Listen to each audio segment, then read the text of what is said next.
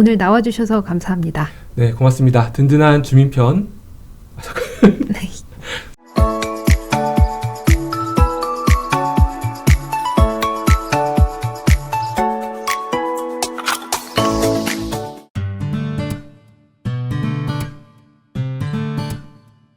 효과적으로 메시지를 전달하기 위해서는 어떤 준비가 필요할까요? 공보, 광고, 그리고 선전, 이 중에서 어떤 커뮤니케이션 수단을 활용할 건지를 정하는 게 중요할 것 같고요. 그런 다음에 유권자들의 욕구 그리고 성향을 잘 분석해서 거기에 잘 맞는 메시지를 짜는 것이 또 중요합니다. 유권자들의 섹터를 잘 분류해서 나를 지지해 줄 가능성이 높은 유권자들을 파악한 뒤에 그 유권자들과 어떻게 접촉할지를 방법을 찾아야 하는데요. 어떤 방법들이 있을까요? 네, 일단 가장 먼저 저를 지지해 줄 가능성이 높은 분들을 찾아가는 게 있을 것 같습니다. 행사장이든 모임이든 찾아가서 인사드리고 뵙는 것, 그게 먼저 아닐까요? 네, 맞습니다. 내가 알고 있는 인맥 또는 조직을 동원해서 그 집단 안에 있는 사람을 접촉해서 그 행사의 성격이나 구성원들에 대한 정보를 미리 파악할 수 있으면 상당히 좋을 것 같고요. 그리고 행사 말고도 본인이 주최를 해서 그분들이 찾아오도록 하는 것도 그 좋은 방법일 것 같습니다. 주의해야 될 것은 그 선거법에서 규정하고 있는 것들이 있기 때문에 그 사전에 선거법에서 그 금지하고 있는 내용들을 숙지하는 것도 매우 중요할 것 같습니다. 유권자를 만날 때 태도도 우리 김선재 후보님은 많이 해보셨으니까 알겠지만 굉장히 중요한데요.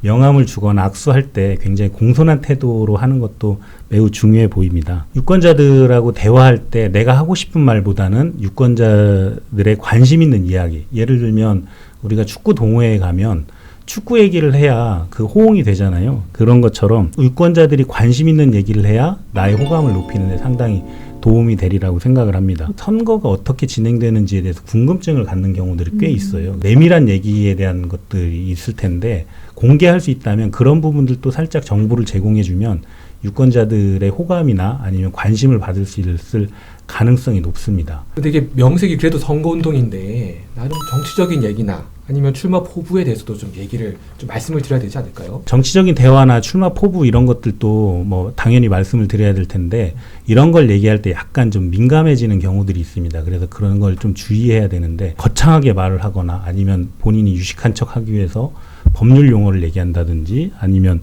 외래어 같은 거를 쓰면 유권자들이 좀 약간 거부감을 가질 수 있기 때문에 유권자들이 일반적으로 사용하는 일상 어휘를 사용해서 말씀을 하시는 게 좋을 것 같습니다. 그리고 유권자들이 공통으로 분노하는 상황, 예를 들면 최근에 윤석열의 내란과 같은 그런 상황에서 정의로운 분노를 표출해서 유권자들의 마음을 얻는 것도 매우 중요합니다. 행사를 한번 갔다 오면 한번 갔다 온 것으로 내 일을 다 했다고 생각하시면 안 되고 그 애프터 서비스를 좀 해주셔야 되는데 예를 들면 그 문자 메시지를 보낸다든지 감사 인사를 전화를 한다든지 이런 방법들이 좋을 것 같고요. 그리고 다시 초대해 주신다면 꼭 가겠다는 그런 메시지를 보내서 그 유권자들을 내 지지 성향의 그룹으로 만드는 것도 매우 중요할 것 같습니다. 그리고 나를 도와주는 운동원들의 태도도 중요하니까 평소에 이들에 대한 교육도 좀 신경을 써야 될 것 같습니다. 이제 선거 시즌이 막 돌입을 하면은 유세 차량을 활용한 길거리 선거 운동도 하잖아요.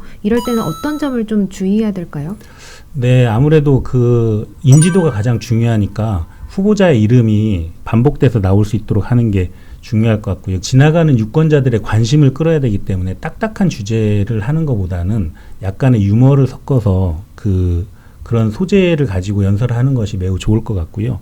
무엇보다도 유권자들이 나를 보고 있기 때문에 당당하고 자연스러우면서도 그리고 침착하게 연설을 하는 것이 매우 좋을 것 같습니다. 연설을 하다 보면 그 유권자들과의 스킨십을 형성할 수 있는 상황들이 벌어질 텐데 그런 때 같이 사진을 찍어주거나 아니면 사인을 해주는 그런 방식으로 호감을 표시하면 그 유권자가 내 평생의 지지자가 될 수도 있기 때문에 그런 부분들을 잘 참고하시면 좋을 것 같습니다. 이렇게 해서 이번 시간에는 선거 캠페인 커뮤니케이션 두 번째 시간, 선거 커뮤니케이션에서의 선전, 그리고 유권자 접촉 방법에 대해 알아봤는데요.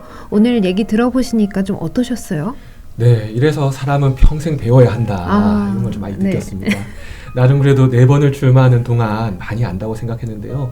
순간 조금의 오만함이 있지 않았나 다시 반성하고 좀 바로잡는 계기가 됐고요. 소장님 말씀대로 내일부터 당장 적용해 보겠습니다. 네, 알겠습니다. 이제 본격적인 선거운동에 돌입하실 텐데요. 건강 잘 챙기시면서 유권자에게 좋은 메시지, 마음 많이 전달해 주시면 좋겠습니다. 네, 감사합니다. 든든한 주민편 준비된 구의원이 되어 당선증을 들고 다시 찾아오겠습니다. 고맙습니다. 마리당 1호 당선증을 기대하겠습니다. 감사합니다. 그리고 오늘 좋은 말씀해 주신 소장님께도 감사드립니다. 네, 고맙습니다. 이렇게 해서 지난해 12월부터 달려온 마이리틀 당선증, 오늘로써 그 첫 시즌을 마치겠습니다. 저희는 잠시 재정비의 시간을 갖게 되는데요. 아힘TV 시즌 25는 4월 중순쯤 마이리틀 당선증과 또 새롭게 선보일 정PD와 백설공주들이라는 프로그램으로 다시 찾아뵐 예정이니까요. 그때도 또 찾아와 주실 거죠? 그럼 아힘TV 시즌 25에서 뵙겠습니다. 지금까지 유소라였습니다. 고맙습니다.